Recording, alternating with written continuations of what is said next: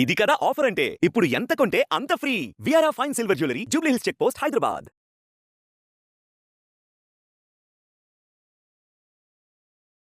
నమస్కారం డాక్టర్ ప్రదీప్ జోషి గారు. శ్రీమాత్రి నమః. మన ఒంట్లోనే మనకు తెలియకుండా కొన్ని దోషాలు ఉంటూ ఉంటాయి. అంటే సనాతన ధర్మంలో ఈ విధంగా ఉంటే ఈ దోషం ఉన్నట్లు అని చెప్పేసి కొన్ని గ్రంథాల్లో రాయబడి ఉందని చెప్పేసి అంటూ ఉంటారు. లేదు అని అంటే మన ఒంట్లో తెలియకుండా ఎటువంటి లక్షణాలు బయటపడితే పలానా దోషం ఉందని చెప్పేసి అనుకోవచ్చు. ఇప్పుడంటే మోడర్న్ మెడికల్ టెక్నాలజీ కానివ్వండి, లేదంటే ఎడ్యుకేషన్ కానివ్వండి వచ్చింది కాబట్టి, సో దానికి దీన్ని కంపేర్ చేసి చెప్పండి ఏ విధంగా ఉంటుంది అసలు. శ్రీ గురుభ్యో నమః. శ్రీమాత్రే నమః. దోషాలు అంటే ఏంటి అంటే ద కాంపాక్ట్ రిజల్ట్ అన్నమాట. మన జీవితంలో చేసినటువంటి యొక్క తప్పులకి సంబంధించిన రిజల్ట్, కర్మ ఫలితాలని దోషాలు అంటారు. అంటే ఆ కర్మ ఫలితాలు దోషము అంటే అర్థం ఏంటంటే కర్మ ఫలితాల లోపల నెగిటివ్ సంబంధించిన ఏవైతున్నాయో అవన్నీ కూడా దోషాల కిందకి పరిగణ తీసుకుంటారు. దోషభూయిష్టమైన శరీరము అని అంటారు కొన్ని జాతకాలు. కొంతమంది జాతకాలు చూడగానే వీళ్ళు దోషభూయిష్టమైనటువంటి వారు అని అర్థమైపోతుంది. అలాగే కర్మఫలాలు, పుణ్యఫలాలు బాగా వస్తే గనక అవన్నీ కూడా రాజయోగాలు అంటారు. యోగము దోషం. దోషము అంటే ఏంటి? నెగిటివ్.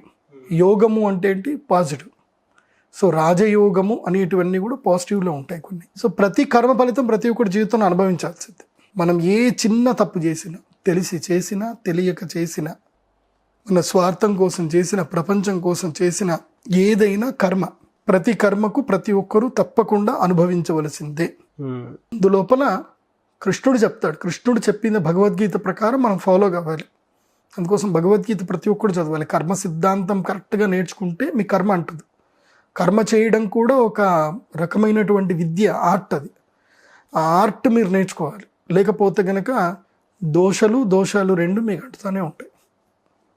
ఓకే, దోషం అంటే ప్రతి ఒక్క వ్యక్తికి శారీరక దుఃఖం, మానసిక దుఃఖం, ఆది దైవిక దుఃఖం, ఆది భౌతిక దుఃఖం, ఇలా దుఃఖాలు మనిషిని వెంటాడుతూనే ఉంటాయి. ఒకటి మనం గుర్తుపెట్టుకోవాలి, ఇది అయిపోయింది, ఈ పీరియడ్ అయిపోగానే నేను సూపర్ ఉంటాను, నేను హ్యాపీగా ఉంటాను అనుకోవడం మూర్ఖత్వం. దుఃఖం మనిషిని ఎప్పుడు వెంటాడుతూనే ఉంటుంది, గుర్తుపెట్టుకోండి. దుఃఖము లేని మనిషి ఉంటాడు. ఎక్కడ ఉంటాడో చెప్తాను, జాగ్రత్త వినండి. సో ఫస్ట్ అయితే దోషాల గురించి మనం మాట్లాడుకుందాం. మనం అదే కదా మనం టాపిక్. దోషం. మనిషికి ఆరోగ్య సమస్యలు ఉన్నాయి. ఒక్కొక్క ఆరోగ్య సమయానికి ఒక్కొక్క దోషం ఉంటుంది, ఒక్కొక్క కర్మ ఉంటుంది. ముఖ్యంగా స్కిన్ ఎలర్జీస్ బాగా లేవు. ఎందుకోసం అంటే ఇరిటేటబుల్ అన్బారబుల్ రోగం ఏదైనా ఉంది అంటే అది స్కిన్నే. అందుకోసం అంటే మన శరీరం అంతా పరివ్యాప్తం చెంది ఉంటుంది. దురద అనేది ఒక్కసారి మొదలైంది అనుకో, జీవితంలో దురద పెడతానే ఉంటుంది. ఇంకా దాన్ని భరించలేరు ఇంకా. ఎందుకోసం అంటే ఎక్కడైనా సరే మీటింగ్లలో అక్కడిక్కడ చూస్తే ఫస్ట్ థింగ్ ఏంటంటే కనుక ఈ బిహేవియరల్ థెరపీ అని ఒకటి ఉంటుంది. మీటింగ్లలో పోయినప్పుడు మన చేతులు ఎక్కడ ఉండాలి అనేది వాళ్ళు నేర్పిస్తారు మనకి బిహేవియర్ థెరపీలో. ముక్కులో ఏళ్ళు పెట్టుకోవడాలు, చెవులో వేళ్ళు పెట్టుకోవడాలు, ఊరికే ఆవులింతలు తీయడాలు, ఇంకా చాలామందికి తెలియకుండా చేతులు అప్పుడప్పుడు ఎక్కడికో పోతూ ఉంటాయి. సో ఇవన్నీ కూడా ఒక విధమైన దోషాలే. ఎందుకోసం అంటే స్కిన్ ఎలర్జీస్ ఏవైనా బాగా వస్తున్నాయనంటే వాళ్ళకి నాగదోషం ఉంది అని అర్థం. ఓకే, నాగరాజు అడుగుతున్నాడు కాబట్టి చెప్తున్నా, నాగదోషం. సో నాగదోషం ఉంటుంది కాబట్టి వాళ్ళ స్కిన్ ఎలర్జీస్ ఉంటాయి. స్కిన్ ఎలర్జీస్ విపరీతంగా ఉంటాయి. కాంట్రాక్ట్ ప్రాబ్లమ్స్ ఉంటాయి, హియరింగ్ ప్రాబ్లమ్స్ ఉంటాయి, క్యాట్రాక్ట్ ప్రాబ్లమ్స్ వస్తాయి. అంటే కంటి చూపు మందగించడము, వాళ్ళకు కూడా సర్పదోషం ఉంటుంది. చెవులు సరిగ్గా వినకపోవడం, వాళ్ళకి కూడా సర్పదోషము. స్కిన్ ఎలర్జీసు, సొరియాసిస్, బొల్లి, ఇవన్నీ కూడా దేనికి అంటే స్కిన్ ఎలర్జీస్ మొత్తం కూడా సర్పదోషానికి సంబంధించి. ఓకే, కొంతమందికి పురుషులకు పురుషత్వం ఉండదు, దానికి కూడా సర్పదోషమే కారణం. మళ్ళీ సర్పదోషాల లోపల ఇంకా వేరియేషన్స్ ఉంటాయి. పాములు చంపడమే అది కాదు, స్త్రీ హత్య చేయడం కూడా ఒక దోషం కింద ఉంటుంది. నపుంసకత్వం ఎవరికి వస్తుంది అని అంటే ఎవరైతే కనుక స్త్రీలని విపరీతంగా బాధ పెట్టారో, స్త్రీలకు ఎప్పుడైతే హింసించారో, అంటే అకారణంగా కాదు సకారణంగా, అంటే ఒక కారణం ఉండి కావాలని చెప్పి స్వార్థపూరితంగా ఎవరైతే హింసిస్తారో వాళ్ళకి నపుంసకత్వం వస్తుంది. నపుంసకత్వం అంటే వాళ్ళకి పూర్తిగా మగాడు కాదు, పూర్తిగా నపుంసకుడు కాదు. ఆ విధంగా వాళ్ళ జీవితాన్ని నరకం అనుభవిస్తూ ఉంటారు వాళ్ళు. అండ్ రోగాలు వస్తూ ఉంటాయి, సూక్ష్మ వ్యాధులు, గుహ్య రోగాలు వస్తూ ఉంటాయి. ఇవన్నీ కూడా సర్పదోష సంకేతాలు. ఓకే. తర్వాత ఎవరికైతే గనక మానసిక వ్యాధులు ఉంటాయో, సరిగ్గా నిద్ర పట్టకపోవడము, ఇవన్నీ కూడా నిద్ర పట్టకపోవడము, ఎప్పుడు ఏదో ఆలోచన కలుగుతూ ఉండడము, వీటన్నిటి కూడా ఏంటంటే కనుక దైవ దూషణ దోషం అనేది ఒకటి ఉంటుంది. దేవతల్ని దూషించడము, లేదంటే దేవాలయం పడగొట్టడము, ఎవరన్నా సనాతన ధర్మానికి సంబంధించిన వారిని వ్యతిరేకించడము, ఇవన్నీ చేసేటువంటి వాళ్ళకి ఏంటంటే నిత్యము శారీరక రుగ్మతలు, అదేవిధంగా నిత్యము నిద్ర ఉండకపోవడము, నిత్యము కలత చెందిన జీవితం అవుతుంది అన్నమాట. ఇలా చాలా రకాలైనటువంటి దోషాలు ఉంటాయి. ఒక్కొక్క దోషానికి శరీరంలో ఒక్కొక్క అవయవం అనేది పనిచేయకుండా ఉంటుందన్నమాట. పక్షులని ఎవరైనా సరే హింసిస్తారు, అంటే చక్కగా హాయిగా తిరుగుతున్న పక్షుల్ని ఎవరైతే హింసిస్తారో, ఆ పక్షి హింస చేసి ఆ పక్షుల్ని ఎవరైతే బాధ పెడతారో వాళ్ళ జీవితంలో వాళ్ళకి రెగ్యులర్గా ఎముకల్లో సమస్యలు వస్తాయి, ఎముకలు జాయింట్లు రిలవెంట్ సమస్యలు వస్తాయి. సో వాళ్ళకు కూడా పక్షి హింస వల్ల వస్తుంది. ఇలా ఒక్కొక్క హింసకి ఒక్కొక్క రోగం అనేది దేవుడు మనకి పెట్టాడు. అది అంతా కూడా మనకి కర్మ విపాక సంహిత, గరుడ పురాణము, దేవీ భాగవతంలో చెప్పారు ఇవన్నీ కూడా. అందుకే కర్మ చేసేటప్పుడు జాగ్రత్తగా ఉండాలి. మనము ఎవరిని బాధించకూడదు, ఎవరిని నొప్పించకూడదు. ఏ పని చేస్తున్నా ఒక సాటిస్ఫాక్షన్ అనేది నీకు ఉండాలి. ఎదుటి వ్యక్తుల్లో కళ్ళల్లో కన్నీరు రాకూడదు, ఏ విధంగా వాళ్ళు బాధపడకూడదు. ఈ విధంగా కర్మ చేయమని చెప్తారు.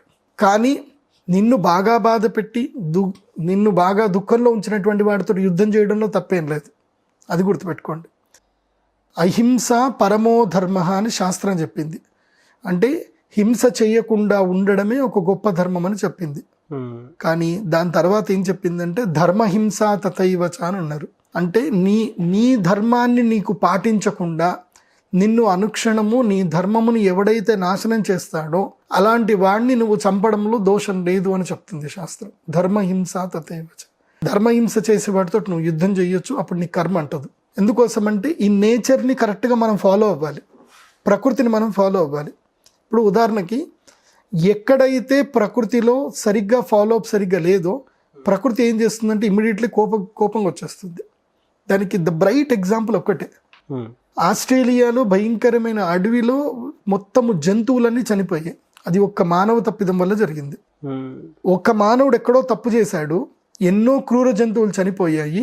సో నేచర్ ఏం చేయాలి, అన్ని క్రూర జంతువులు చనిపోయాయి అని అంటే బ్యాలెన్స్ చెయ్యాలి, ఎర్త్ని బ్యాలెన్స్ చెయ్యాలి. సో అంతమంది మనుషుల్ని కూడా చంపాలి. కాబట్టి ఇమ్మీడియట్లీ కోవిడ్ స్టార్ట్ అయింది, చాలామంది మనుషులు చనిపోయారు, ప్రపంచమంతా స్తబ్దమైపోయింది. అయిందా కాలేదా?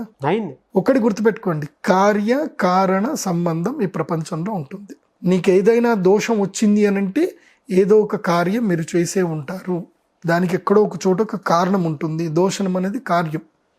కాబట్టి మనిషి ఆ దోషముల నుంచి బయటకు రావాలి అని అంటే తప్పకుండా మనిషి చేయాల్సింది ఏంటంటే యోగా ధ్యానము చెయ్యకుండా ఏ దోషాల నుంచి మీరు బయటకు రాలేరు, అది గుర్తుపెట్టుకోండి. ఓకే. చాలా మంది అనుకుంటారు నేను పూజలు చేయటం వల్ల పలానా అయ్యగారులకు నేను డబ్బులు ఇచ్చేసాను నాకు వస్తుందేమో అనుకుంటారు. నేను అందుకోసం నా క్లయింట్స్కి రెమెడీస్ చేసేది ఉన్నా సరే, ఇప్పుడు నా దగ్గర చాలామంది క్లయింట్స్ వస్తారు, రెమెడీస్ చేసేది ఉన్నా వాళ్ళకి నేను టైం లిమిట్ పెడతాను. ఈ టైం వరకు మీరు ఈ దీక్ష పాటించండి, ఈ పలానా మంత్రాన్ని కనీసం మీరు ఒక 10,000 మార్లు మీరు చదవండి. చదివితే మీరు అప్పుడు రండి, నేను రెమెడీ చేయిస్తాను. నేను రెమెడీ చేయించడానికి డబ్బులు ఎక్కువ తీసుకోవచ్చు, ₹1,00,000 దాకా తీసుకోవచ్చు. కానీ వాడు 1,00,000 తీసుకొచ్చి ముందు పెడితే ఇమీడియట్లీ నేను రెమెడీ చెయ్యను. నువ్వు నాకు లక్ష్యం ఇస్తే నేను చెయ్యను. ఫస్ట్ నీ లక్ష్యం ఏంటో నీకు తెలియాలి. నువ్వు కూర్చో, నేను ఒక మంత్రం ఇస్తాను, నేను ఒక 12 రోజులు, ఒక నెల రోజులు, ఒక 45 రోజులు డ్యూరేషన్ ఇస్తాను. నువ్వు ఆ మంత్రం జపం చెయ్యి, నీ శరీరాన్ని సిద్ధం చేసుకో. నీ లోపల ఒక పశ్చాత్తాపం రావాలి. ఎందుకోసమంటే నువ్వు ఏదో తప్పు చేసి ఎక్కడో ఏదో ప్రాణికి హింస కలిగిస్తే తప్ప నీ జీవితంలో ఈ బాధ అనేది నీకు కలగదు. సో ఈ బాధ కలగడానికి నువ్వు నీ శరీరాన్ని ఒక ఆయుధంగా మార్చుకొని నువ్వు ఒక శరణాగతి లోపలికి నువ్వు రావాలి. వచ్చినప్పుడు నేను నీకు రెమెడీ చేయిస్తే నేచర్కి నేను మంచి చేసిన వాడిని అవుతాను, నాకు ఏ నష్టం జరగదు. లేదు డబ్బులున్నాయి పంతులు తీసేసుకో, ₹1,00,000 కావాలంటే ₹1,00,000 ఇస్తా, రేపే యాగం చేసి అని అన్నావు అనుకో, బయటికి వెళ్ళిపోమని చెప్తాను నేను. ఎందుకోసమంటే నీ శరణాగతి లేనిది డబ్బుల గురించి ఎప్పుడు కూడా దోషాలు పోవు. అలా డబ్బులు తీసుకొని ఎవరైనా పూజలు చేసినా ఆ పూజలు ఎందుకు పనిచేయవు. ఎందుకోసమంటే కాయేన వాచ మనస 3 ఇంద్రియములు కావాలి. అంటే మనోవా కాయ కర్మముల చేత త్రికరణ శుద్ధిగా నువ్వు ఏదైనా సరే నీ తప్పును ఒప్పుకొని నువ్వు పశ్చాత్తాపం కలిగితే నేచర్ నిన్ను క్షమిస్తుంది. పశ్చాత్తాపం లేకుండా అదే అహంకారంతో నువ్వు చేసిన తప్పు మీదనే అదే అహంకారంతో నువ్వు దేవుడి దగ్గరికి వెళ్ళావనుకో, దేవుడు కూడా నిన్ను క్షమించాడు, నీ దోషాలు ఎప్పటికీ పోవు. పితృదోషం, సంతానం కలగదు. సంతానం కలగకపోవడం కారణం ఏంటిదంటే పితృదోషం. నువ్వు ఏదో ఒక సందర్భంలో నీ పితృదేవతలకు నువ్వు సరిగ్గా ఏం చేసి ఉండవు, కాబట్టి నీ పితృదేవతలు శాపం పెడతారు. నీలాంటి మూర్ఖుడి వల్ల మేము ఇంకా బాధపడదలుచుకోలేదు, నీతోటి ఇక్కడికి ఈ వంశం ఆగిపోని అని చెప్పి శాపం పెడతారు. సో పితృదేవతల శాపం వల్ల ఏంటంటే వంశం పెరగదు, ఇంకా అక్కడే ఆగిపోతుంది. సో పితృదేవతల అనుగ్రహం కూడా కావాలి. ప్రతి దానికి ఒక కార్య కారణ కర్మ సంబంధం ఉంటుంది. అందుకే జ్యోతిష్ శాస్త్ర పండితుడి దగ్గరికి వెళ్ళినా, ఒక గురువు దగ్గరికి వెళ్ళినా, భగవంతుడి దగ్గరికి వెళ్ళినా, ఈ ముగ్గురు దగ్గరికి వెళ్ళేటప్పుడు ఎలా వెళ్ళాలి అని అంటే నతమస్తకమై తల దించుకొని అహంకారము లేకుండా సత్యభూయిష్టమై వెళ్ళాలి. అంటే మనస్సుని ధర్మభూయిష్టంగా ఉంచుకోవాలి, సత్యనిష్టగా ఉండి భగవంతుడి దగ్గరికి వెళ్ళాలి. నువ్వు ప్రపంచంలో ఎవరి దగ్గర నిజం దాచినా పర్వాలేదు, కానీ ఫస్ట్ దేవుడి ఆలయానికి వెళ్ళినప్పుడు దేవుడి దగ్గర నీ నిజం చెప్పేసుకో. నువ్వు ప్రపంచంలో ఎవరితో ఆ నిజం చెప్పలేకపోతున్నావు, దేవుడి దగ్గర నిల్చొని చేతులు ముక్కి నీ నిజం చెప్పుకొని క్షమించమని ప్రార్థించుకొని పశ్చాత్తాపపడి ఆ కర్మ ఫలితాన్ని అనుభవించడానికి శక్తిని ఇవ్వమని చెప్పి నువ్వు దేవుడిని అడగాలి. దేవుడికి దండం పెట్టినంత మాత్రాన కర్మ ఎప్పుడు పోదు. దేవుడికి ఏం అడగాలంటే నేను ఆ కర్మని ఓవర్కమ్ చేయడానికి నాకు శక్తిని స్వామి అని కోరుకోవాలి. మనం ఆ కర్మ ఎట్లాగో వస్తుంది, కానీ దాన్ని ఓవర్కమ్ చేసే శక్తిని స్వామి అని అడగాలి. ఇప్పుడు నాకు కర్మరీత్యా నేను కాశీకి వెళ్ళాలి అని నా కర్మ ఉంది, పోవాలి. నేను కాశీకి వెళ్ళి ఒకడికి అన్నం పెట్టేది ఉంది నాకు, నా కర్మ ప్రకారం. సో భగవంతుడు నాకు శక్తి ఇస్తే నేను ఫ్లైట్లో పోయి నా దగ్గర ఉండే 500 రూపాయలతోటి ఇంత పెట్టేసి అన్నం పెట్టేసి వచ్చేస్తా. ఫ్లైట్లో వెళ్ళి హాయిగా ఫ్లైట్లో వచ్చేస్తా. దేవుడు ఆ శక్తి ఇవ్వడం, నా కర్మని నేను జయించడానికి దేవుడు నాకు శక్తి ఇవ్వడం లేదు, దేవుడు శక్తి ఇవ్వలేదు. అంటే ఇక్కడి నుంచి నడుచుకుంటూ కాశీ వెళ్ళి వాడికి అన్నం పెట్టడం అయితే కర్మ నేను చేయాల్సింది, కానీ దేవుడు నాకు శక్తి ఇస్తే నేను ఫ్లైట్లో వెళ్తాను. నా దగ్గర పశ్చాత్తాపం లేకపోతే కాశీకి నన్ను జనరల్ బోగిలో తీసుకెళ్తాడేమో దేవుడు, ఓకే, లేదంటే నడుచుకుంటూ తీసుకెళ్తాడేమో, ఎలా తీసుకెళ్తాడో తెలియదు. సో కర్మని జయించడం కూడా భగవంతుడు అనుగ్రహం ఉండాలి. కృష్ణుడు ఉన్నాడు కాబట్టి అర్జునుడు కర్మను జయించగలిగాడు. కృష్ణుడు లేకపోతే అర్జునుడు కర్మను జయించేవాడు కాదు. అందరూ అంతే. అభిమన్యుడు ఒక కర్మతోటి పుట్టాడు, చనిపోయాడు. భీష్ముడు ఒక కర్మతోటి పుట్టాడు, చనిపోయాడు. అందరూ కర్మమే, భగవంతుడు సాక్షిభూతంగా మాత్రం ఉంటాడు. సో ఇలాంటి దోషములు ఏం పోగొట్టుకోవాలి అన్నా సరే మీ జాతకమే మీకు ఐడెంటిటీ. మీ శరీరంలో ఉండే రుగ్మతలు, మీ మనసులో ఉన్న రుగ్మతలు, మీకు సడన్గా జరిగిన ఇన్సిడెంట్స్. ఇప్పుడు సడన్గా కాకి ఎగురుతూ వచ్చి నెత్తి మీద కొట్టిపోయింది అనుకో, అది నీకు దోషము, సంకేతము. ఇమీడియట్లీ నువ్వు జ్యోతిష్ శాస్త్ర పండితుడిని కలవాలి. నీ నెత్తి మీద బలిపడింది, వెంటనే జ్యోతిష్ శాస్త్ర పండితుడిని హుటాహుటిన వచ్చి కలవాలి. ప్రకృతి మనకి సంకేతం చూపిస్తుంది, ఒరే నీ టైం రాబోతుందిరా అని చెప్తుంది. అది ఏం రాబోతుందో నీకు తెలియాలి అంటే జ్యోతిష్ శాస్త్ర పండితుడిని సంప్రదించాలి. అందుకోసమే జ్యోతిష్యం ఉంది. ఆ కాలం నుంచి ఈ కాలం వరకు 1,00,000 సంవత్సరాలైనా ఇప్పటికీ డిమాండ్ ఉన్న సబ్జెక్ట్ ఏంటంటే జ్యోతిష్యం. ఇప్పుడు ఒక వ్యాకరణ పండితుడి దగ్గరికి ఎవరైనా వెళ్తారా?